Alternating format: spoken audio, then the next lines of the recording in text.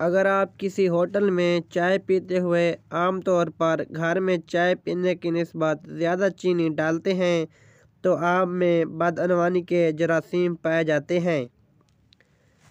اگر آپ public wash room میں گھر کی نسبت زیادہ پانی استعمال کرتے ہیں تو آپ کے اندر ایک چور چھپا بیٹھا ہے اور امکان ہے کہ اگر آپ کو کوئی موقع مل گیا تو آپ ضرور چوری کریں گے۔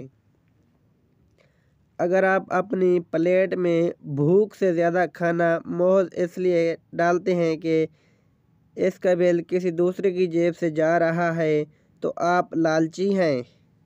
اگر عام طور پر آپ قطار کو توڑ کر آگے جانے کی کوشش کرتے ہیں تو اس بات کا قوی امکان ہے کہ آپ کو اگر کوئی طاقتور عہدہ دیا جائے گا تو آپ اپنی حیثیت کا ناجائز فائدہ اٹھائیں گے۔ اگر آپ عام طور پر ٹریفک جام میں قطار توڑ کر دوسری گاڑیوں سے آگے گھسنے کی کوشش کرتے ہیں تو آپ اس بات کا احتمال ہے کہ جب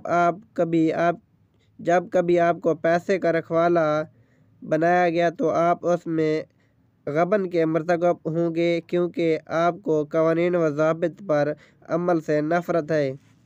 اگر آپ اپنے گھر کے گندے پانی کا بہتر انتظام کرنے کی بجائے پانی کا رخ دوسرے کے گھر کی طرف کر دیتے ہیں تو آپ کو معاشرتی آداب معلوم نہیں اور صرف اپنا الو سیدھا کرنا چاہتے ہیں۔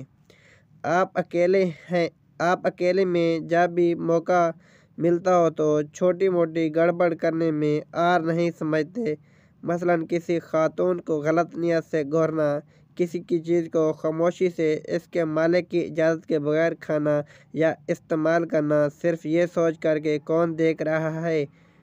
ٹریفک کے قوانین کی خلاف ورزی ایسی جگہوں پر یا ایسے وقت میں بلا جھجک کرنا جہاں آپ سمجھتے ہیں کہ کون دیکھ رہا ہے وغیرہ وغیرہ۔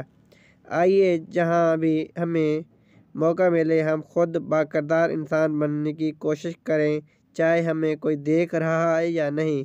محض اس ایمان اور احساس کے ساتھ یہ سوچ کر اللہ تعالیٰ دیکھ رہا ہے اور آپ غلط کام کر کے اس کی پکڑ سے نہیں بچ سکتے۔ اگر ویڈیو اچھی لگے تو چینل کو سبسکرائب کر کے بیل آئیکن کو پریس کر لیں تاکہ ہر نئی آنے والی ویڈیو نوٹیفیکیشن بآسانی آپ تک پہنچ سکے۔ شکریہ۔